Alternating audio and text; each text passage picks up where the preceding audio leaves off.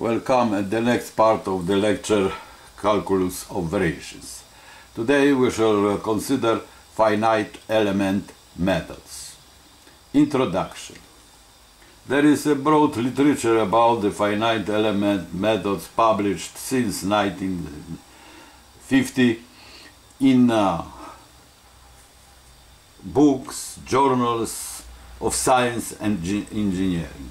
These methods are related with variational principles and therefore they are associated with Ritz and Galerkin methods. In general, Ritz or Galerkin methods can lead to a system of linear equations with full and ill-conditioned metrics. However, choosing proper coordinates, Ritz-Galerkin coordinates, a system of equations with a spare and well-conditioned matrix can be obtained. For such coordinates, the Ritz or Galerkin methods become the finite element methods. If the coordinates phi 0, phi 1 and so on are characterized by the n alpha disjoint supports. It means that for a fixed alpha the measure of the intersection of the two different coordinates equals to 0. We write that measure of the intersection of the supports of phi I and phi j is 0 if I minus j absolute value is greater or equal than alpha. For example, the coordinates psi I, psi j, we consider them in the linear splines of the linear splines are alpha disjoint. They have alpha disjoint supports for n equals 2 because the support of the linear coordinates psi I is the interval from xi minus 1 to xi plus 1, the same for psi j. And the measure of intersection of the two subintervals xi I minus 1, xi I plus 1 and xi j minus, here should be j, j plus 2 is equal to 0 when I minus j is greater or equal than 2. We write this fact that the intersection measure mu of the intersection psi I and psi j is the measure of the intersection of the two subintervals, and this is 0 because they are disjoint if I minus j is greater or equal to 2. They can have, of course, one point common, but this point has measure 0. Also, the cubic splines have alpha disjoint supports for alpha equals 4 because the support of the B function, the cubic spline B function, is the interval from xi minus 2 to xi plus 2, and here is bj of the same form. So the measure of the intersection of the two supports is the measure of intersection of the two intervals when is equal to 0 if I minus j is of the distance greater or equal than 4. In general, piecewise polynomial splines have a alpha disjoint supports. Quantic splines of 7 degree and so on. Therefore, polynomial splines are naturally related with the theory and application of finite element methods. Of course, the finite element methods can be built also on the different principle than variational one. It can be a method of collocation. And still, if we choose proper proper coordinates for collocation method, we deal with the finite element methods again. So that is about that. Now, finite element methods for elliptic equations. Let us consider the following abstract model of an elliptic equation. Lu equals f in omega, when omega may be an dimensional domain. A domain in the sense of the mathematical analysis as open and connected set. This equation we consider with Dirichlet's boundary value conditions. That is, the boundary, the omega on the boundary is given function psi and given a function in the right sides. Good. Equation 1 represents an elliptic equation if the differential operator L is positive definite in the Hilbert space. We know that notion very well from the previous lecture. That is, there exists, let us recall, there exists a constant gamma positive that the product Lu, image U, v in mapping A times V is positive, is greater or equal than gamma, existing constant gamma positive times the product V by V. That is for all V in the domain of the operator L. As we know, the domain of the operator L is everywhere dense in the Hilbert space, so the closure is the whole Hilbert space. Good. As it was established in the previous lectures, the equation 1 is equivalent to the following variational equation. Lu times V equals Fv for all V in the domain of the operator.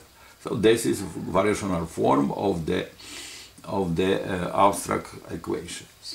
In order to solve such equation, this variational, or to find minimum of the functional or relevant functional by finite element method, we define the n plus 1 dimensional space of finite elements. That is, we take capital X n plus 1 space spent on the coordinates phi 0, phi 1, phi n. That is, we start from 0, then we have dimension n plus 1, where the coordinates have disjoint supports. They have to be the method finite element method. Then we find in the space, this xn plus 1 space, the approximate solution un of x in the form of the linear combination of the coordinates, as is naturally in geometry. Yeah. So, where these coefficients are unknown and have to be determined by the following Ritz-Galerkin system of equations. The matrix form of this very system, this is n plus 1 equations, is a vector, unknown vector L, given vector B. We have it. And the matrix of the matrix is Graham's matrix, Ritz-Galerkin matrix generated by the chosen coordinates. Good. Because the coordinates have alpha disjoint supports, therefore L is alpha plus 1 diagonal sparse matrix. Also, we know that A is non-singular Graham's matrix, since so that the approximate solution is in the form of the linear combination when the coefficients A0 star, A1 star, AN star are the solution of the Ritz-Galerkin system of equations. Now, important is to have error estimate. Good. Error estimate. Let En of x equals Un of x minus U of x. That means the error is the difference between approximate solution and the exact one. This we call global error of the method. for all x in the domain. By the error estimate given in for the Ritz and Galerkin methods in the previous lecture hours, we remind that the global error satisfies the inequality, that difference in the norm L generated by the positive definite operator is less or equal than u minus eta L for all eta. That is important. For all eta in the energetic space of the Hilbert space, as the we also clarified the idea before we clarified the idea of that energetic space generated by the positive definite operator. So in the case if we deal with such inequality for all eta, let us choose eta S of x, where this S is a general interpolating polynomial to the exact solution.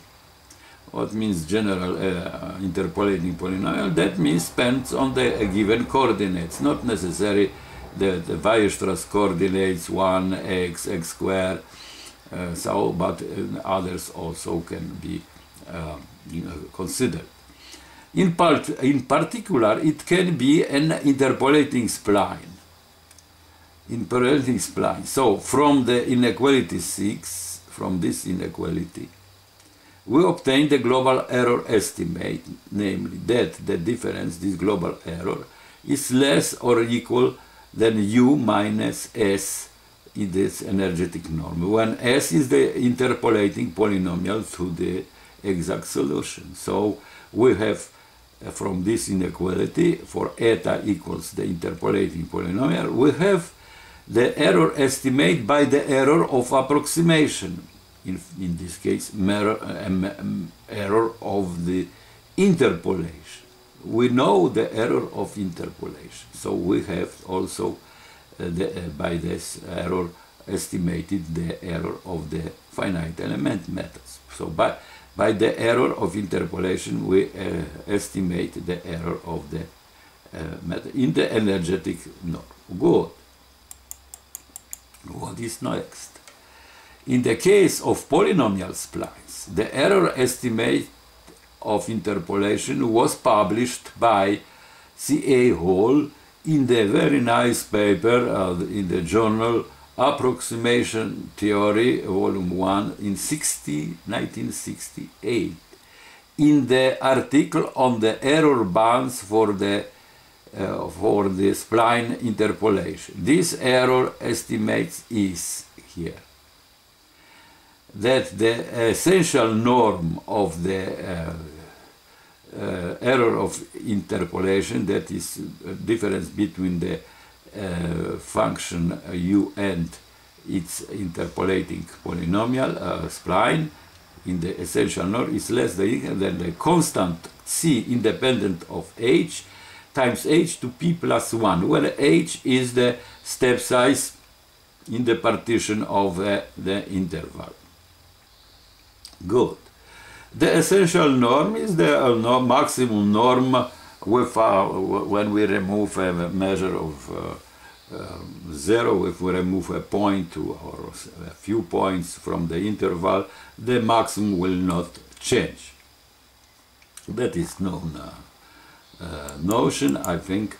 And then from this first inequality we get this inequality, but from the theorem we have mentioned, we have error estimate by the error of approximation, c times h. So that error of finite element method in the case of spline functions is estimated by the method of the error of interpolation, is on the same level, h to power p plus 1. Asymptotically it goes to 0 with the speed h to power pi plus 1 when h tends to 0. Let us note that if the linear splines are used when p is 1, the global error is estimated by c times h squared. P is 1, h squared. This we have shown before, also or considered linear splines. Also for cubic splines, in the case of cubic splines, p is 3, the degree of cubic splines is 3. So the error estimate will be a constant c times h to power 4. Very good approximation. So if h tends to 0, then the error tends to 0 with the speed h to power 4. Thank you. We shall continue tutorials about this for the next time.